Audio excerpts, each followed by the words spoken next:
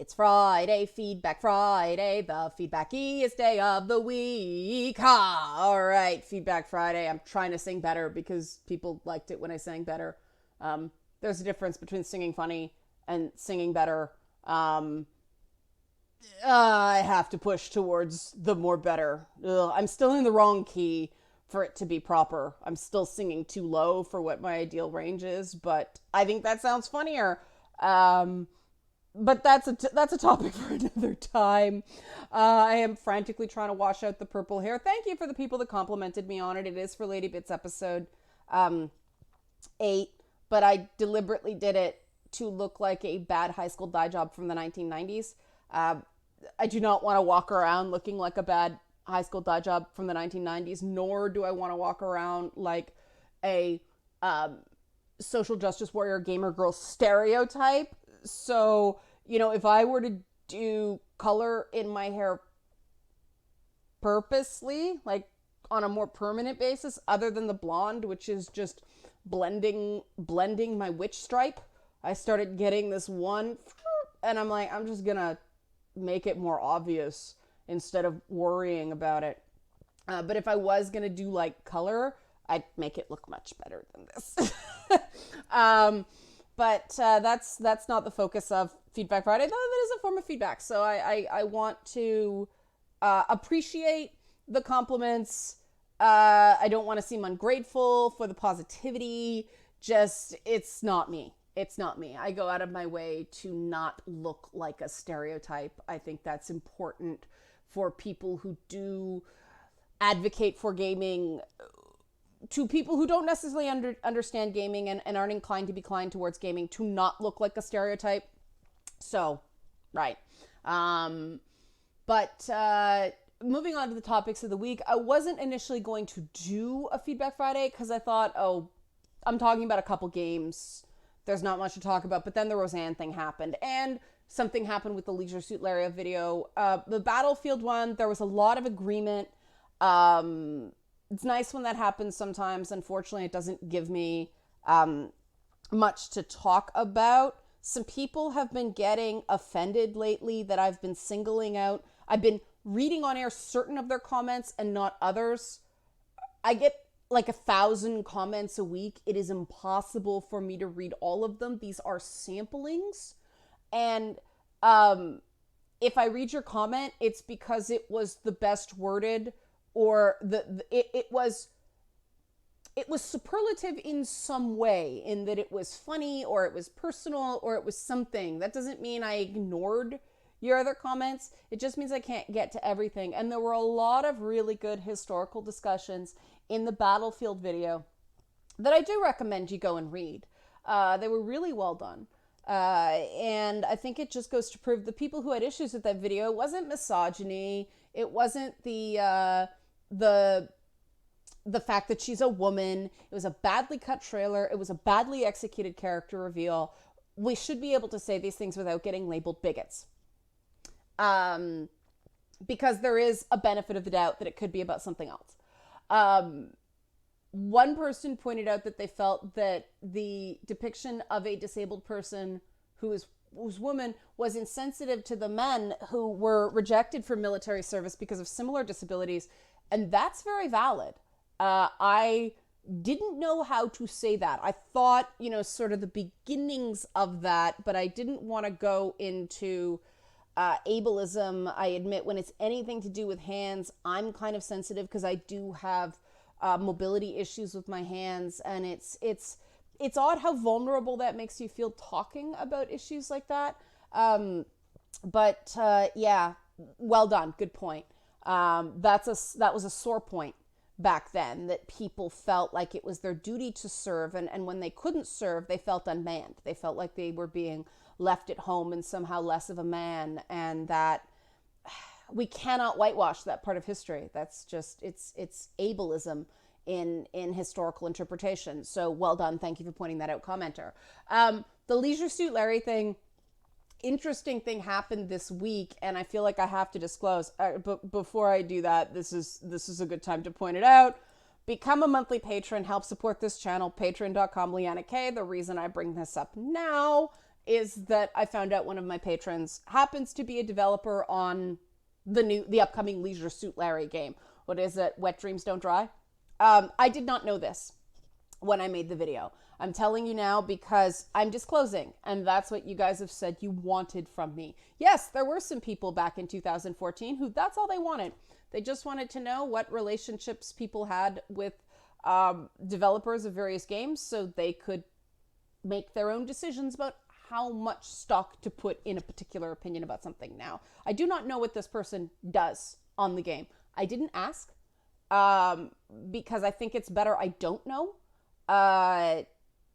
In part just to allow them to preserve their anonymity, but also I don't want to bias my opinion one way or the other on their particular job, but I did suggest a very politically incorrect dirty joke for them to include in the game.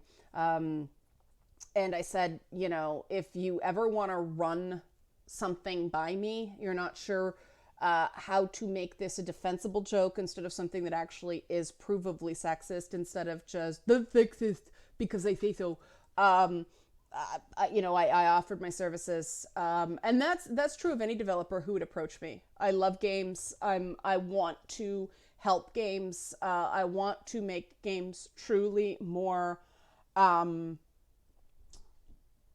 representative of the people who play them. And I think too often gamers who consume the content and have no control over the content that is made get blamed for some bad developer decisions, not because they intend to make a mistake, they just do.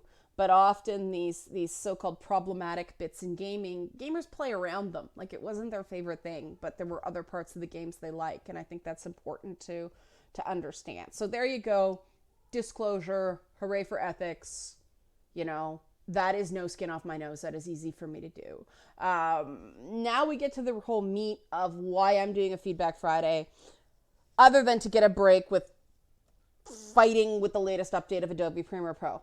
Ugh. Don't ask. The patrons will get the full story.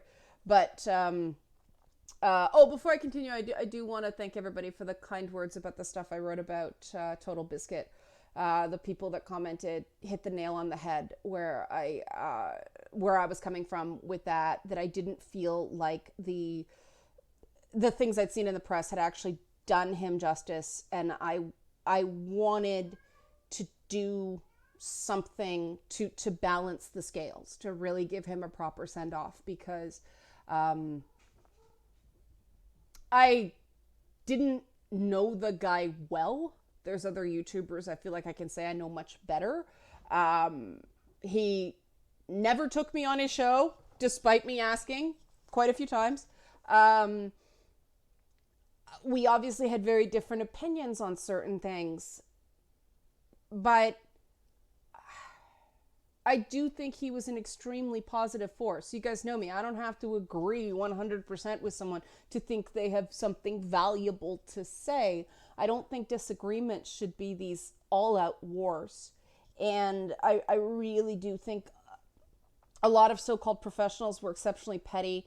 I think in some cases, websites just assigned the wrong writer to write the Totalbiscuit pieces. And I feel awful for his widow. I feel awful for his family. 33 is just too young, especially to die of a disease that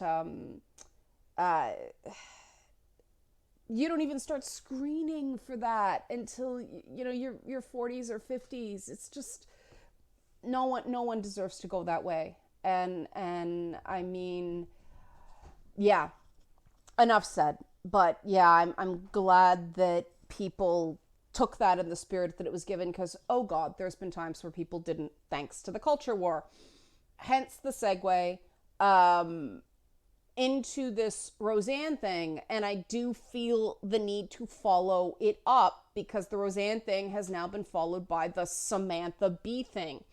And I'm in a bit of a bind here because I'm concerned that YouTube will consider my video not advertiser friendly if I actually quote Samantha Bee verbatim, and I believe in saying the actual words someone used, because I think that people should be able to judge the impact of the actual word. Now, so what she said, and I want everybody to please hear me out. Like, if you've gotten this far, please watch to the end and don't knee jerk based on what I'm saying, because this is a complex one. So please hear me out in full. Samantha Bee talked about the separation of undocumented families apprehended at the border, which is a very serious issue that is very hard to talk about without becoming emotional, because just the idea of young children being ripped away from their families and taken away to be watched by strangers is horrific to most feeling people. Tearing children away from their parents is so evil. It's the inciting incident in almost every movie we've ever cared about. I don't know if that's true. I tend to like giant robots fighting giant monsters. But she said this in her monologue, presenting Obama-era photos of undocumented children sleeping in cages. Okay. After Ivanka Trump posted a photo of her and her child amid resurfaced reports that undocumented children are being separated from their families when they are apprehended by immigration authorities, Bee referenced Barr's recent tweet. Ivanka Trump, I don't know why Roseanne has anything to do with that, but Ivanka Trump, who works at the White House, chose to post the second most oblivious tweet we've seen this week. Bee said, you know, Ivanka, that's a beautiful photo of you and your child, but let me just say, one mother to another, do something about your dad's immigration practices, you feckless C-bomb. He listens to you, she added. Put on something tight and low cut and tell your father to fucking stop it. Tell him it was an Obama thing and see how that goes, okay? Now, she has apologized, but, and this is CNN coverage because it's one of the few services that actually used the exact quote instead of just saying she used an expletive. And I don't think that it's enough to say she used an expletive.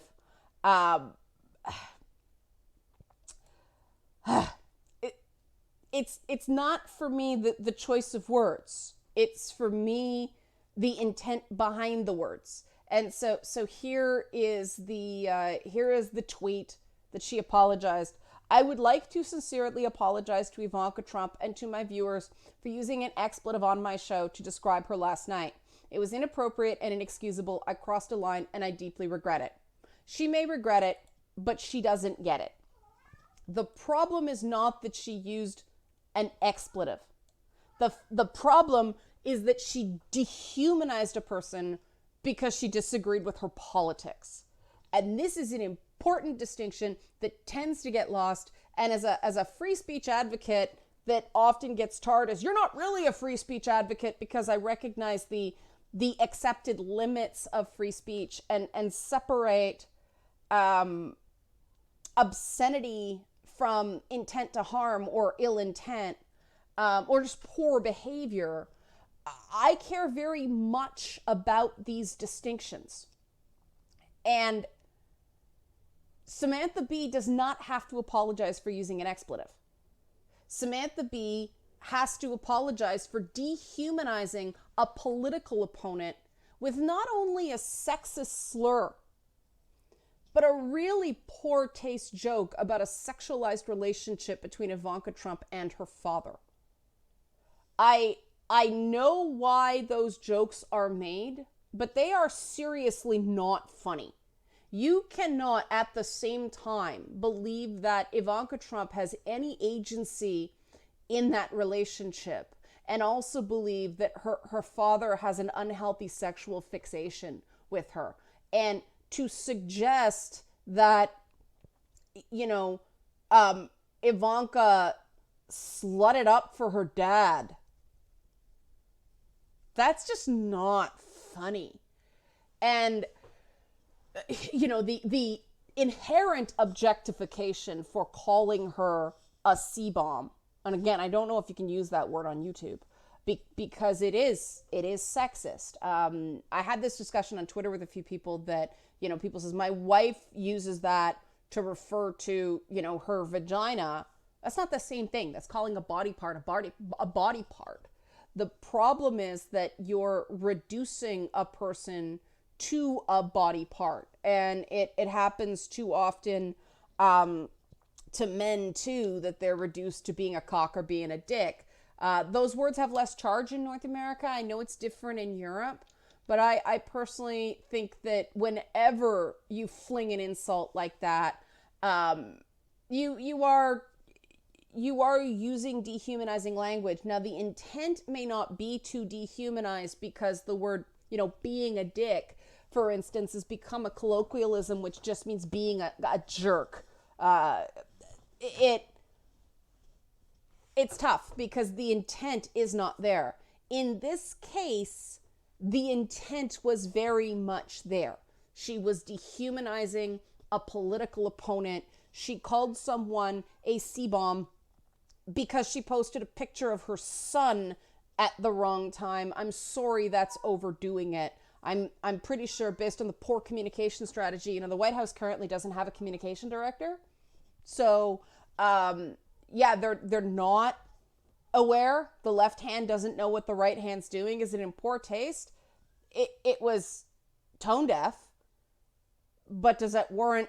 I don't think anything warrants calling your political opponents a C-bomb or a racial epithet or anything that has to do with immutable characteristics. This is sexism. Is it okay to call Elizabeth Warren a C because you don't like her policies? Is it okay to call Sarah Huckabee Sanders a C because you don't like something she did?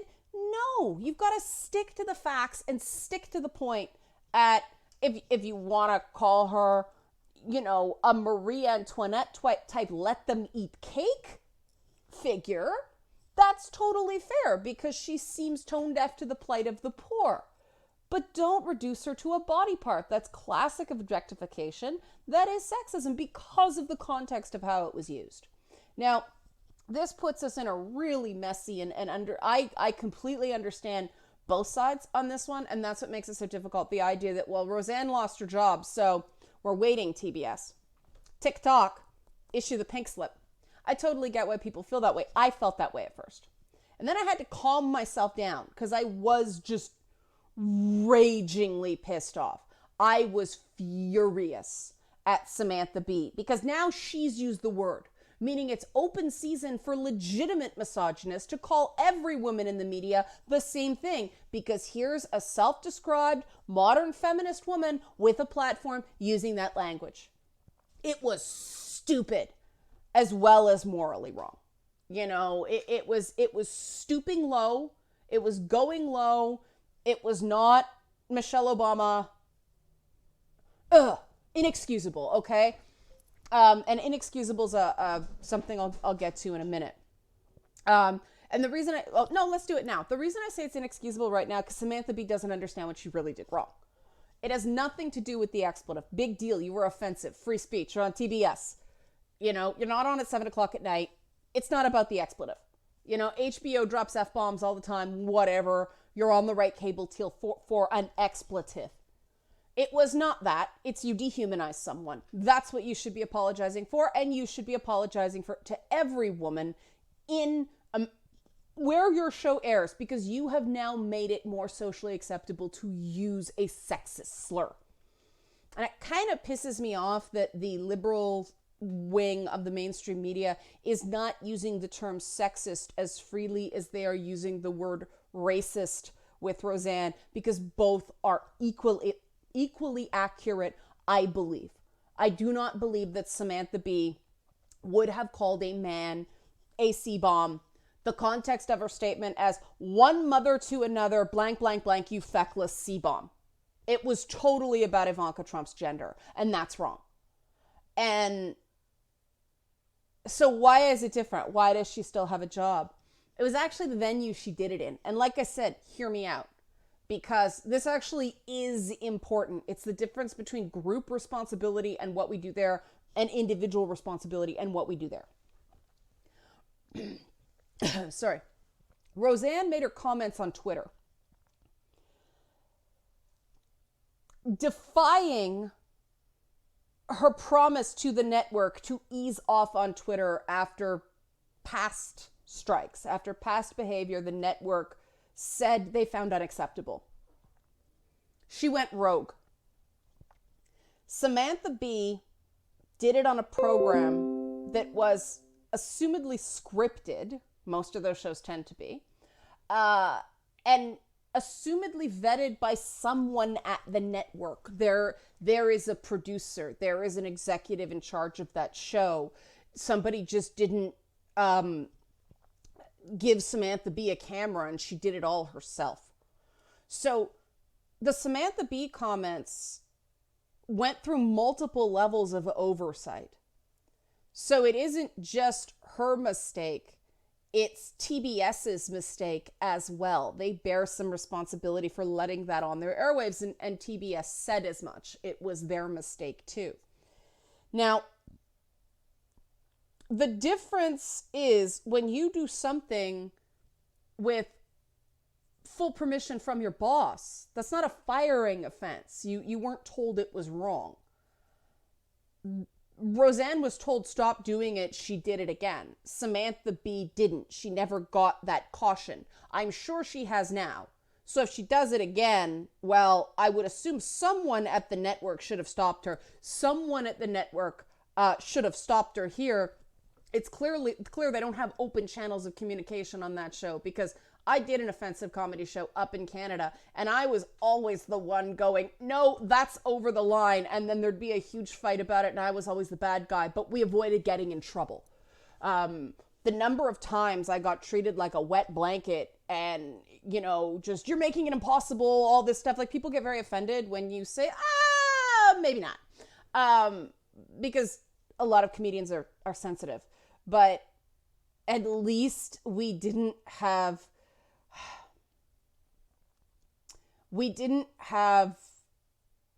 dehumanizing stuff end up on the air. And we towed a really fine line on that show. I mean, I did become more vocal after we did get a CRTC complaint upheld against us that I didn't understand at the time. But now, in retrospect, I don't agree with the decision-making behind the censure. I do agree with the decision. It was over the line. It happens in comedy. But there are supposed to be checks and balances to do something about it, so a comedian doesn't constantly have to,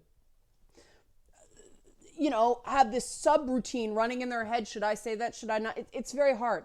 You have to have a team that will tell you when you're over the line, and you have to be enough of a leader to accept when someone says, maybe not, and listen. Clearly that's not happening on this Samantha Bee program. There's a little bit too much cult of personality going on.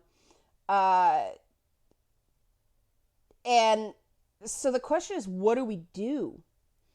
And, I personally think that both the network and Samantha Bee herself, and possibly the executive producer of the show, should all make financial donations to the Women's Media Network or some similar organization who is actually monitoring sexism in media, because this cannot just go on without consequence. It's not the same type of thing that Roseanne did, because of that, group responsibility element. I know there are some people that believe group responsibility is impossible. I disagree. I think if it's a group decision, there's group responsibility. This is why you have groups, right? This is why you don't rule by divine right of kings. You have representation and committees and stuff like that. So if one's responsible, everyone on the committee is responsible, and everyone who is part of the decision-making process, not the camera people and stuff like that, but everyone who was part of a decision-making process at TBS to air that show is responsible. And they should all be hit in the pocketbook. And that's essentially what firing Roseanne does. They make her somewhat less rich. She's not going to be destitute. She's got so much money already. I feel really bad for the cast and crew who lost their jobs through no fault of their own. But I understand ABC had to make a really strong statement. Some people said in their comments they don't think it was a financial decision because ratings and upfronts and all that stuff.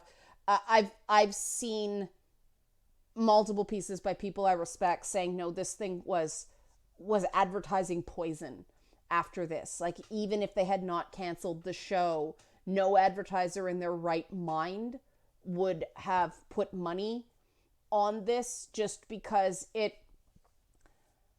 advertisers don't like negative associations with their brands.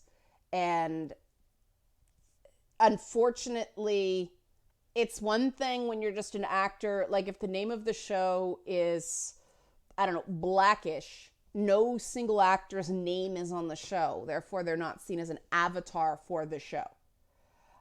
Still, ABC did censor that one episode. See, that's the difference. Kenya Barris wasn't allowed to put anything on the airwaves he wanted. He got censored. You can't do that to someone's Twitter account as effectively, but you do need to set certain standards for the behavior of your employees. It's like any job that way. And there is a big difference between someone doing something they may not have known was wrong and someone who knew what they were doing was not okay with the boss and they did it anyway. I know I'm repeating myself there, but that really, by Hollywood standards, is the big difference between what Roseanne did and what Samantha Bee did. Now, in terms of moral culpability, in terms of just straight out the ethics of the statements, no, they're both equally wrong. They both clearly have some bigotries they have to work on. And this is when we get to, well, if somebody has a bad quality or if somebody did a bad thing, does that make them overall a bad person? And I don't think so. There are plenty of civil rights leaders who were at one point homophobes. Al Sharpton is an example. Joy Reid is another one who, handled the discovery of old homophobic and transphobic comments in her blogs very badly. But she was forgiven. And then, I made a video. It's probably going to air Monday, but I wanted the patrons to see it too, because it touches on that sort of thing. And I wanted a second opinion, like Samantha Bee should have done, to see if this was something I want to release to the world because of identity of the speaker issues. But, do we disregard all the good things Al Sharpton's done on racial equality because in the past he had negative opinions of gay people? No. Do we let him off the hook for his negative opinions of gay people? No. I'm very glad he's changed his mind on that point. And that's the thing with, there's a difference between something being inexcusable and something being unforgivable. And they're very different concepts. Inexcusable means it was wrong. There's no point in saying anything but it was wrong. It doesn't matter if you were on Ambien. It doesn't matter that you were angry. These are all, meat on the bones of the narrative of you being wrong, but you're still wrong. Now, the big question is, what are you going to do about it? This is the personal accountability that comes with a society built on robust concepts of free speech. And if, Roseanne takes this as and Samantha Bee takes this as a wake-up call and stops being so damn personal in their so-called comedy, which, please, no, they were vitriolic attacks. They were speaking from anger, not funny. You can't laugh and be angry. You can't sincerely laugh and be angry at the same time. Laughter releases endorphins that calm that shit down. If they then turn it around and make a sincere effort to do better, I, for one, will absolutely support them in those endeavors. I don't see either one of them doing that right now because Roseanne actually seems to understand what she did, really what she did wrong, better than Samantha Bee. Now, that doesn't mean I think Roseanne is going to change. She's been like this for a really long time. She's the queen of making excuses to herself. But I do think she has been somewhat more accountable than Samantha Bee. Samantha Bee's apology indicates to me that she didn't get it. I believe that she's sincerely sorry, but she's going to make the same mistake because the issue wasn't the expletive. Who gives a shit about the expletive? Fuck the expletive. It was the sexist construction of the joke and the personal attack. Do better. You're supposed to be the hashtag resistance. That's the issue. And it is really more important to me that Samantha Bee gets that. I don't hold out a lot of hope because right now she's just being smart and ducking for cover and letting it blow over, which is what Roseanne should have done. Hollywood loves a comeback story. I just think Disney couldn't cover for her anymore. They just had too many other things on the line. They're not going to sacrifice the box office of Black Panther 2 and 3 for a sitcom, no matter how successful it is. TV advertising revenues just aren't as strong as film box office things. Films make gobs and gobs and gobs of money when they're those summer blockbuster type movies. So hopefully that helps you contextualize it from a business perspective. I wanted to get into the sort of free speech implications of this sort of thing, but I don't have time, unfortunately. This is already too long. I like to not go over the half-hour mark, and we're there right now. So I'm going to stop. This will be something maybe I'll address at another time.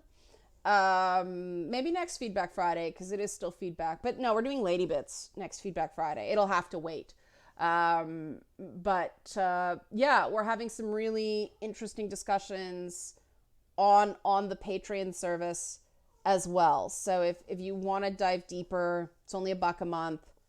They're really great people. I'm constantly impressed by the quality of the feedback there. So thanks for watching. Have a good weekend, and please just be respectful to each other. You don't have to agree to you don't even have to like the person to recognize their basic humanity, whether it's Valerie Jarrett or Ivanka Trump or just someone you pass by on the street. You do not have to go there. You really don't. Okay, thanks for watching.